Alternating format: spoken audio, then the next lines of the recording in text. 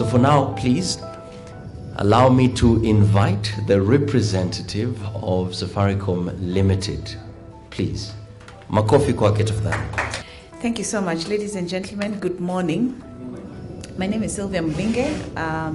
I work in Safaricom. I've been working in Safaricom for the last 12 years, and I'm the Director of Consumer Business. I think for us, first of all, it's a privilege and a great honor to be given this platform and opportunity to be able to have this conversation with you. Our conversation and relationship with the Kenya Alliance of Residents Association has been going on for quite a while. And I think it has resulted in us being able to begin to achieve some of the visions that we have set for ourselves and the commitments that we've made to the people of Kenya in terms of democratizing access to broadband and creating a lot more access to fiber connectivity. It has been interesting as a company over the last couple of years to see the impact that mobile connectivity has had in terms of creating better access to opportunities for small and medium enterprises. It has also created a lot of opportunities for people who want to be able to learn. But most importantly, I think communication has become such a way of life. It is today considered one of the most fundamental basic needs, and many of us cannot imagine living without our phones. And data, which then forms the backbone of the broadband connectivity that we seek to drive, has become also a very important platform for people being able to share communication. For us as a company, there has been significant investments that we have made in our network. There have also been significant investments that we have made in terms of ensuring that Kenyans remain connected, not only from a mobile perspective, but also from the fiber connectivity space. And fiber has become increasingly important because the needs of our consumers have been increasing year on year, day by day. Customers are demanding to get more connectivity at a cheaper price, and they want it when they need it, and they always want to ensure that it's of the highest quality. So some of the investments that we made in terms of getting our teams and our CCOM capacity, which was made many years back, has begun to pay off. And I think for us, the challenge we were facing as a company for a long period of time is then how do we then begin to bring this connectivity to home and begin to build the last mile access. Now, it is impossible for us to be able to do this if we do not get the inputs and the support of the residents' associations, which are represented here today. And so first of all, I just want to bring the thanks from the Safaricom team, which, and specifically from the leadership team, as well as my CEO, Mr. Bob Collimo, because we have received a lot of support from the Residents Association. Many times when we want to get into estates to be able to connect our customers and be able to bring the dream of smart homes and smart connectivity to them, it is impossible for us to be able to get that access if we do not get the support of organizations such as yourselves. So first of all, it's for us to say thank you. In terms of vision as a company, there are many things that our customers are demanding of us. And if you look at the place where Kenya exists on the overall connectivity roadmap, we are playing at the same level as a lot of international companies. In fact, when you look at the take-up of the Safaricom home product within the Kenyan market, it is even running faster than markets such as South Africa because of the hunger and the need for broadband connectivity and the fact that there are also not many alternatives that exist in the market. We have been able to see the impact it has had not only on homes, but even in the small and medium enterprises sector, where we have a lot of people who do their businesses from the comfort of their homes. It has also helped us to be able to proliferate a lot more content that is educational, that is agricultural, and even for us as a company, this is an area that we'll continue to work on very strongly so that we can now begin to enable a lot more people get access to the content that they need to enable them to drive their vision forward. Another area that has been of big interest is in the security space. You are aware that sometime last year, we rolled out a big security project with the government that was also backhauled on our fiber connectivity. And now we are beginning to see a lot of customers in their homes beginning to request for security and surveillance types of solutions that allow them to be able to keep abreast of what is happening in their homes, even if they're not there. And you can have these CCTV solutions installed at very cheap prices from the comfort which allows you to be able to monitor what is happening from the comfort of your phone. We have also gone further to be able to install this for businesses, and many of our M-Pesa agents and dealers are now managing the security within their homes using these security applications. The future is exciting, and in the spirit of transforming lives as a company, there's big opportunity that exists in terms of even furthering the type of products and services that we can be able to layer on onto this fiber connectivity. When we speak about a smart home, you can think about a vision of walking into your home where you're able to control your lights, you're able to control your sound, you're able to control your TV from the comfort of your phone, simply because all your devices are connected. And where the world is moving to is a world where we're not only having the internet that is being powered by people, but now the next wave is the internet that is going to be powered by devices.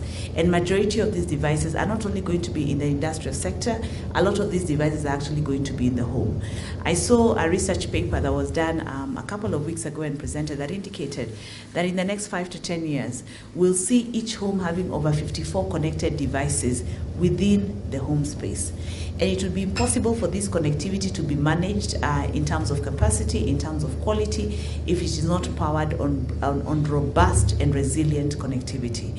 And I think for us, that is why this relationship with the Kenya Association, with the Kenya Alliance of Resident Associations is important, because it allows us a platform to be able to express the vision that we have, but also to get feedback from the communities that we connect in terms of what is the quality of the connection, in terms of what more can we be able to do in terms of products and services that are offered, so that together we can continue to ensure the progress of this nation.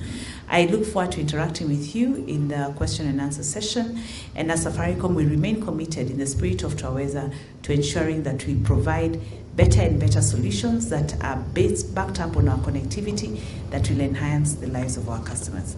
Ladies and gentlemen, thank you very much. I actually work with Wananchi Group as the head of product and known as Suku, and all of us appreciate that Wananchi Group has been the first in the market to introduce the fiber services to the home, with the realization that the needs of the consumer today in Kenyan market continues to change, and the demand of internet services is becoming more basic service. It's really a necessity that we find that without internet service, a home user will not be able to really have the comfort that they want to enjoy today. We really appreciate the fact that the content, the OTT platforms that have come into play today has increased the demand for bandwidth and capacity. With all this, or taking consequence of this, we've been able to continue to improve the services that we provide for our consumer. And what we are releasing today as Wananchi Group, we've reached to over 350,000 home pass, whereby these customers are able to access internet services. And our key proposition in the market is a triple play service, where you are able to access internet, you're able to get TV services, and also telephony services over what we call VoIP over internet protocol. So basically, when we look at the consumer today, or working with the developers like you, we've been able to extend our reach and being able to serve the customers, and also ensure that your facilities or your apartments are able to be occupied by the residents, who are able to enjoy the different services that are available through Wananchi Group. I need to mention that the demand for services today is really getting to a level whereby we need to educate the consumer. Most of the consumers think that they can still continue to enjoy the new different services with the current capacities they have. So there is need, as well as working with the service providers and the resident association, to educate the consumer on the capacity or the internet services that they require. You'll find that a consumer would go for a 10 Mbps service expecting to do all these Netflix downloading videos and stuff. We need to take note that most of the high definition content available today over the internet are highly in terms of bandwidth demand. And also with the fact that over Wi-Fi services that we provide, most consumers are able to share the internet. So by sharing internet, consumer needs to know that the different devices that are connected to the service provided are really consuming bandwidth. We realize that consumers today go into a level where they complain about the service, where they experience just because of the know-how. The different devices that we connect to this internet service you're provided, each consume a given capacity of the internet that you're provided with. So we need to know if we want to use content, if we want to use web serving or email services alone, what kind of service do we require? And this is an opportunity whereby we need to work with the developers like you to be able to educate the customer so that they can choose the right product to the right usage. Because if I am a home user with an average of 4 users at home, then you'd expect me to have at least over 20 Mbps of service, which can be able to serve the different devices. We also appreciate that most of us have a number of gadgets. You have your phone, you have your tablet, you have your laptop, and you expect that all of them remain connected to the internet service provided. So in a way, we need to work together as service providers and also with the developers to ensure that we reach these customers with the best services and also ensure that they are knowledgeable and choose the right product that can be able to serve their need. Thank you.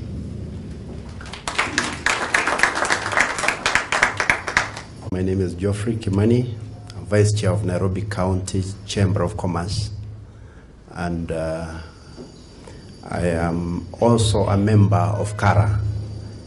The estate in which I live, I'm the chair, and therefore you are a familiar audience. In our participation in this forum is actually privileged because we realize as business membership organization, a lot of you business people are also our members, and our basic responsibility is to foster good business environment so that whatever business we are doing can be sustainable.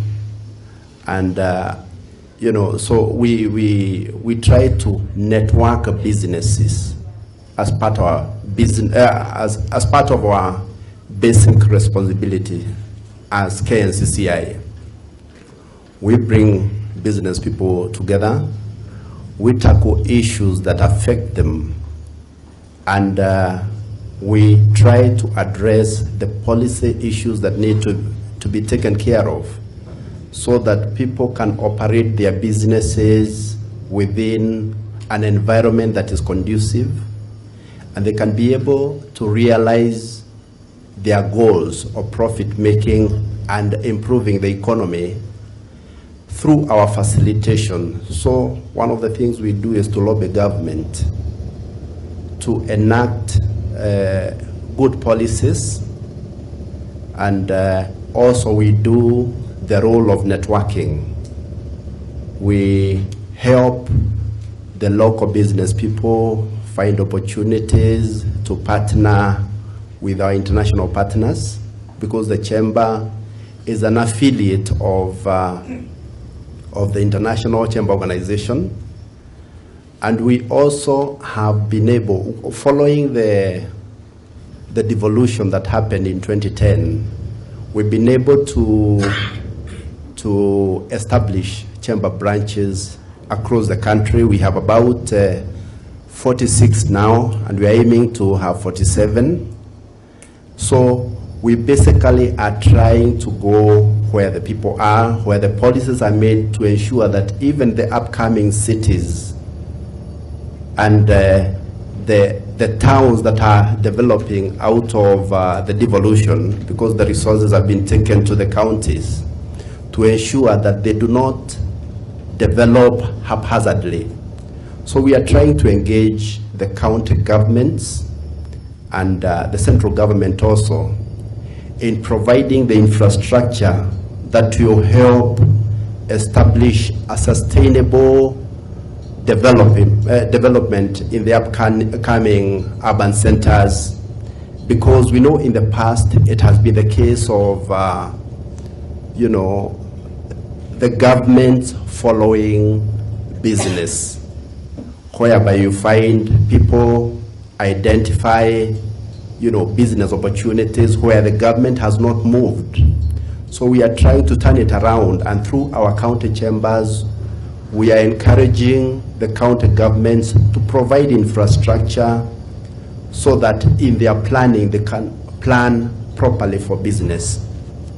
Other issues we are interested in is not just economic growth, but we want economic growth that is sustainable, that takes care of environment, and that is also inclusive, so that we can have social enterprises that are able to take many people on board, so that there could be poverty reduction and those kind of issues. So basically our role is facilitation, lobbying, networking, and helping in policy formulation so that the future can be more guided, as opposed to where, the government is following, business. We want business to follow the government because proper planning has been established.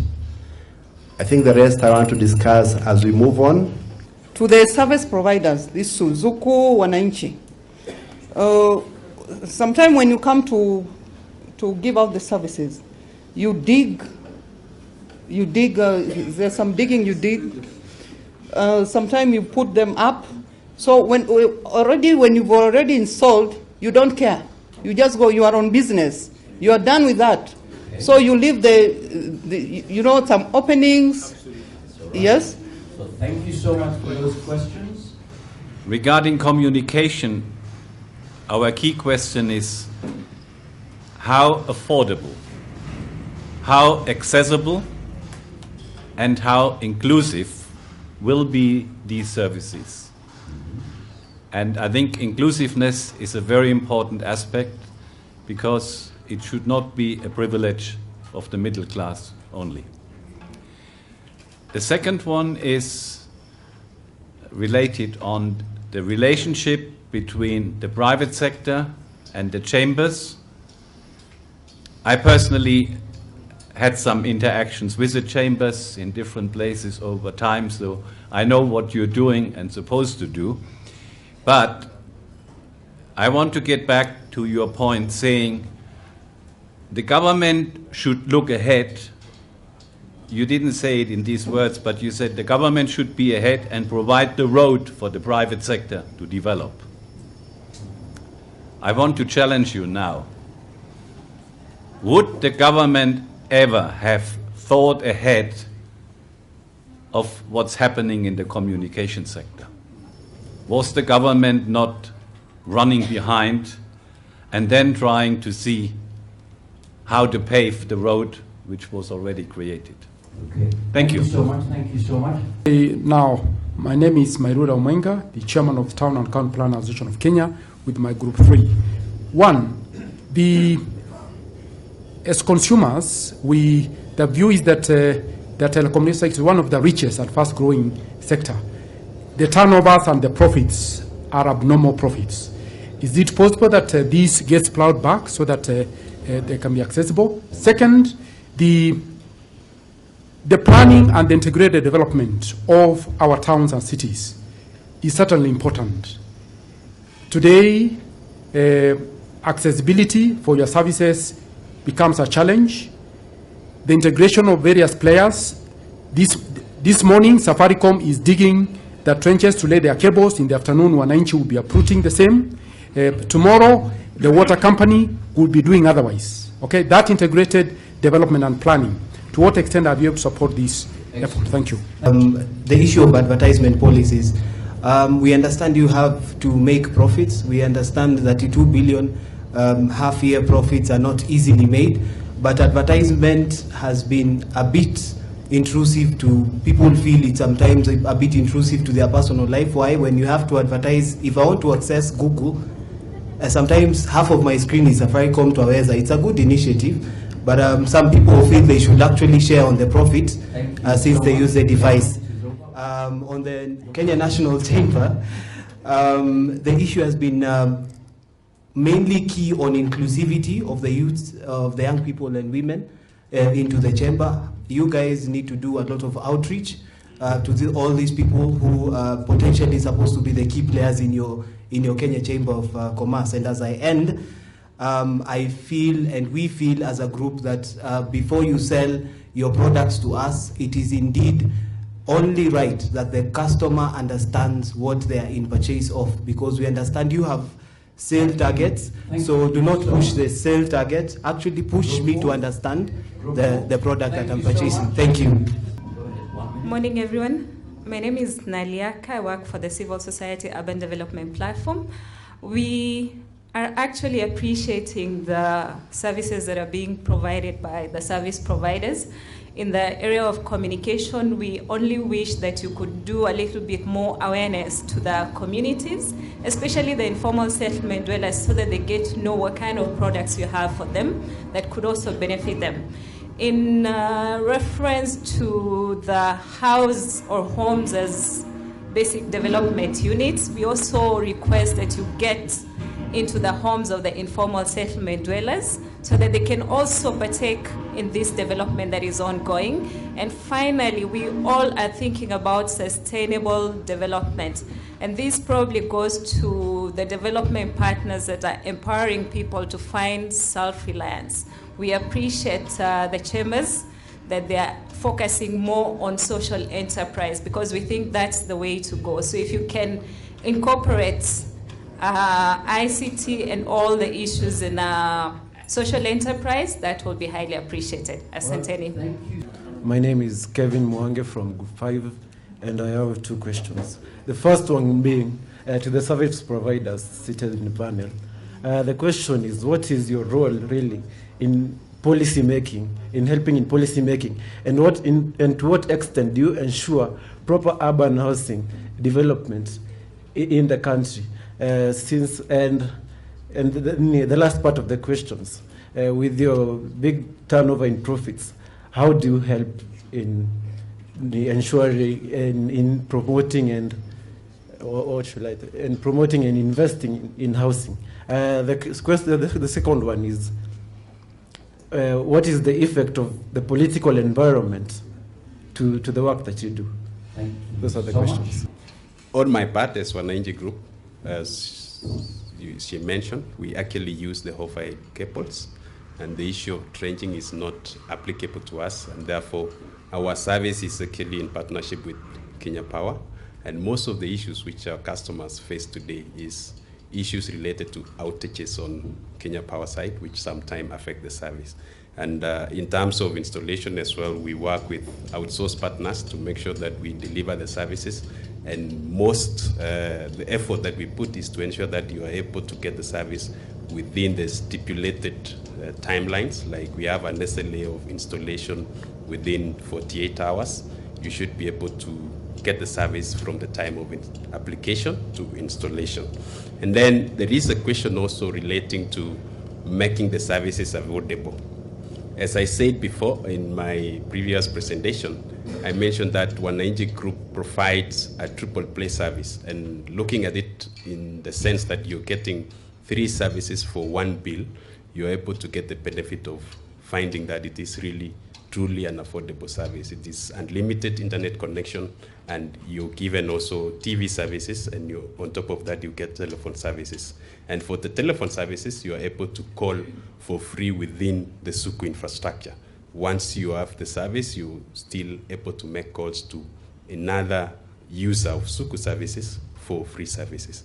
So in essence, what we look at today, our services, like the fastest internet connection that we provide at 250 Mbps, come at a cost of nearly 80 shillings per Mbps compared to other available offers in the market. So it's really affordable.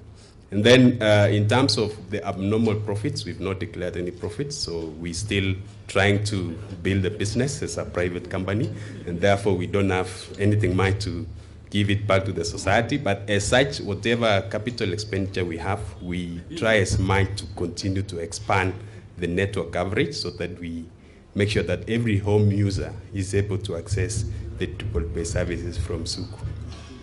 And then I think the question on service reliability, most of the cases, and I think it has come out from the audience as well, that we need to educate the consumer so that you're not straining the pipe that you provided. As a fiber provider, we are sure that this is a reliable service. It's really not a wireless service, it's right to the home. So once at your home, whatever connection you're using that service for, it will really determine the service level, the quality of service that you're getting. So we need, and we've started an initiative whereby we are advising our customers that they need to consider the number of devices that are connected to their internet service so that they can realize the best out of it. Also on content level, we provide linear TV services with very rich content, which you are able to watch all the free-to-air channels on Suku. You can also get some content which are related to entertainment, documentary. You are able to watch some movies and series with the same one bill that you're paying for that service. So what we've done also on our customer service front, we have invested heavily on our equipments that are able to attend to all the customers, or we are able to receive your call within the shortest time possible. So if you have an issue relating to an outage or issues relating to installation, you're able to reach us without challenge, and we are able to answer to you, which we continue to invest also on educating our staff so that they can be able to be of use in answering your question.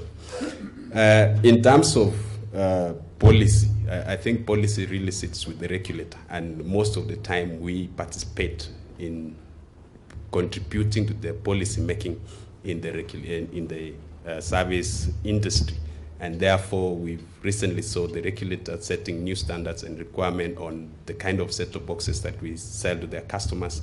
And therefore, we really participate from the regulator point of view, but the regulator is the one which is taking the forefront in making sure that these policies are really delivered to the end user. So what I would want to encourage this forum is working with the developers is that there are issues relating to the access of your establishment, and some of the time we find a challenge in terms of being able to deploy services there. So we want to also get to a level whereby we can have a smooth playing ground so that we all who are in the service industry can be able to have the same level playing ground where we can provide service and left for the consumer to choose whichever provider which they want to go with. Thank you. I want to begin with the first question where the speaker asked about empowerment of women as far as business is concerned.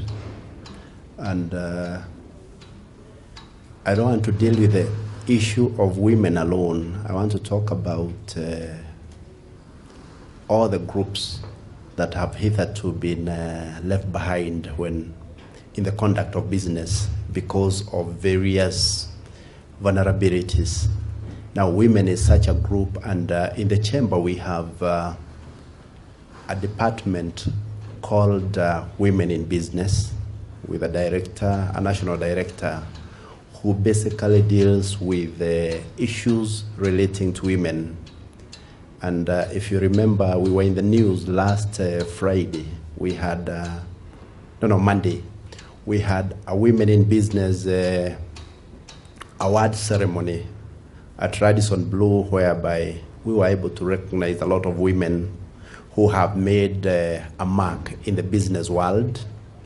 And basically what this directorate does is to promote activities, to recognize and to promote activities that are undertaken by women in business.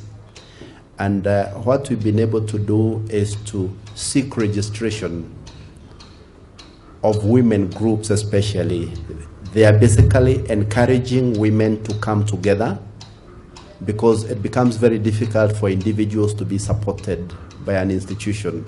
So we've encouraged the coming together of women, and not only women but also youths and other vulnerable groups. And when they come together, there are institutions that have been interested in empowering them, and such institutions include maybe the KCB group, the Equity group, and others.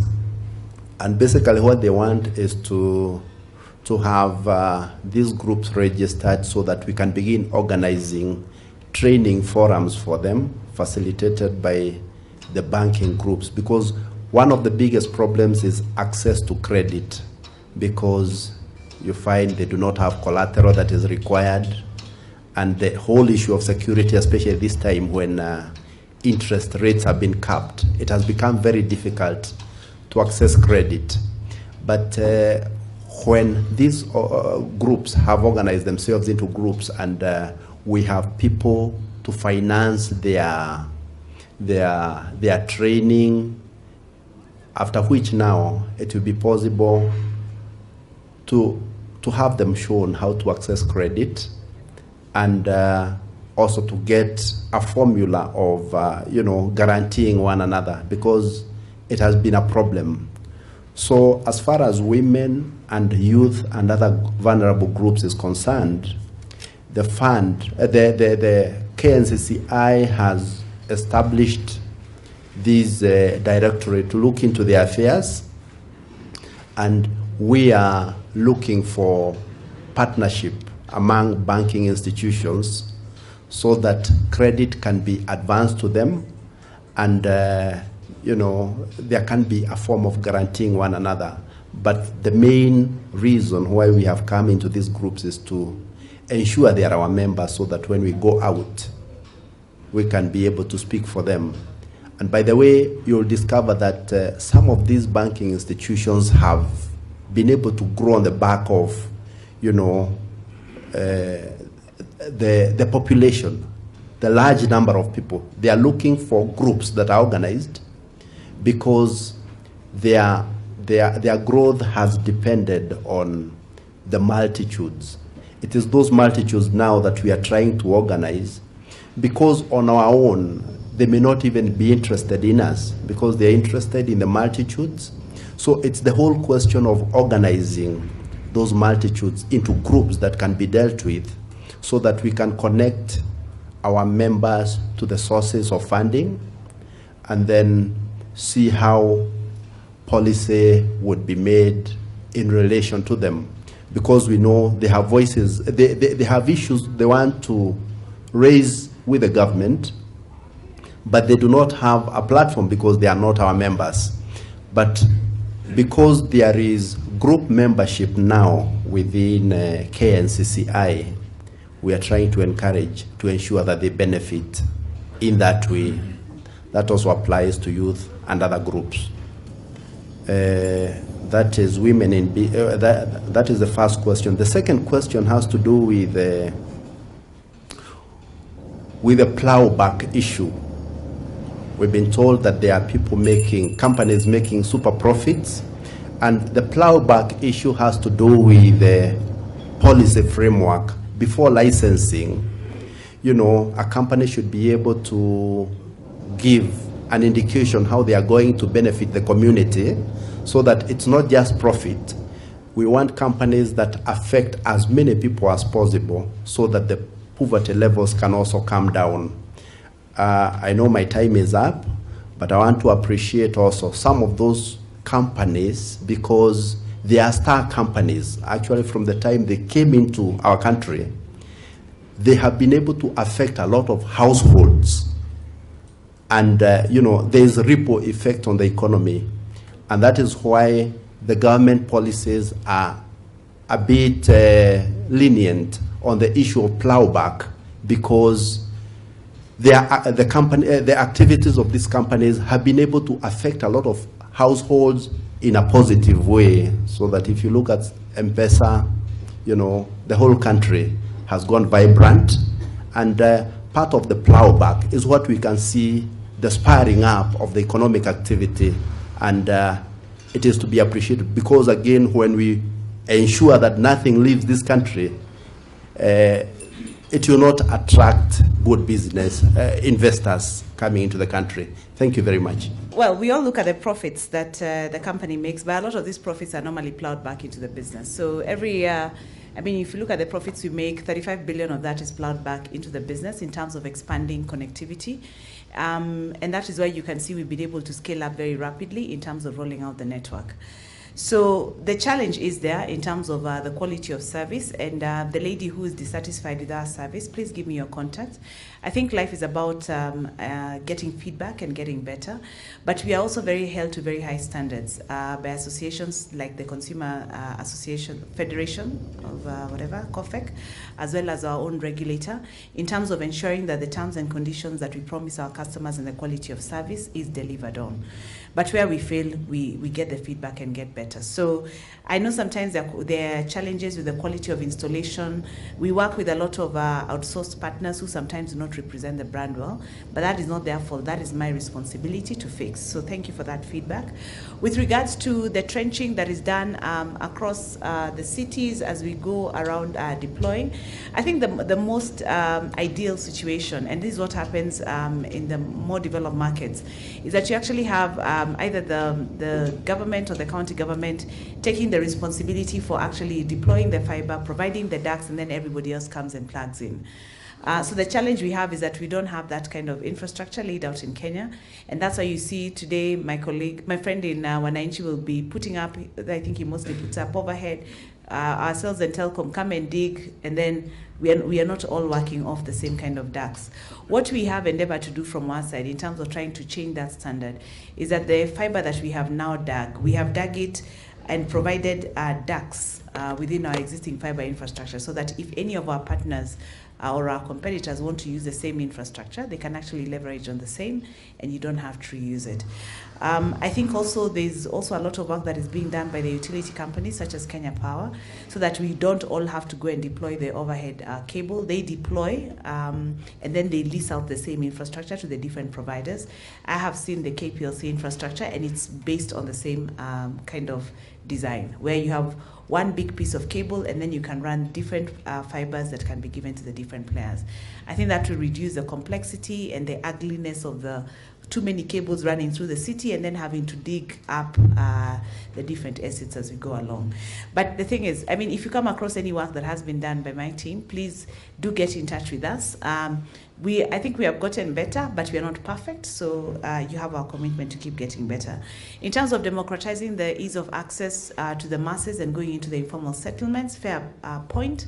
The challenge we face today is the cost of the last mile, which is quite expensive, which therefore means that if I have to deploy, I have to deploy it at a certain cost so that I can be able to recover the cost of the investment. However, that does not mean that we should limit ourselves, and therefore it is a strategy that is being rolled out progressively, where you start out with the high density areas that can be able to pay, and then after that, then you roll out into the informal settlements. The conversations we are having with our technology team as well as the ministry is how can we leverage other technologies such as wireless WTTX, which allows us to be able to deliver kind of fiber connectivity but wirelessly, so that when you go into an informal settlement, it doesn't involve you trenching, which therefore significantly brings down the cost of the deployment and creates more access to more people. So fair challenge, and something that we're going to be looking at. And I think these are the areas then when you ask the question about policy making, what is our role, what are we doing to be able to advance this at policy level? These are some of the conversations that we are having. In terms of incorporating into social enterprise, definitely our vision as a company is about transforming lives. It's about giving back to Kenya, because Kenyans have built Safaricom. There are a couple of projects that we are running, but probably the one that I hold most dear to my heart is one we've done in Kibera with an organization called Shofco, where we've actually enabled aerial piping and distribution of water and provided the infrastructure for the same.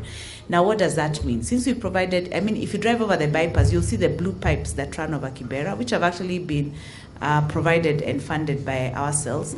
They not only provide water, but they also provide an infrastructure upon which, if you wanted to lay fiber connectivity, you can actually be able to distribute it in such a settlement. So those are some of the futuristic kind of things that we're thinking about.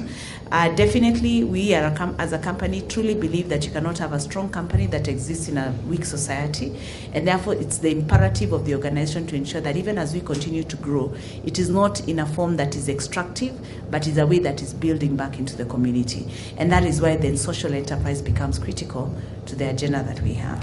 Thank you very much.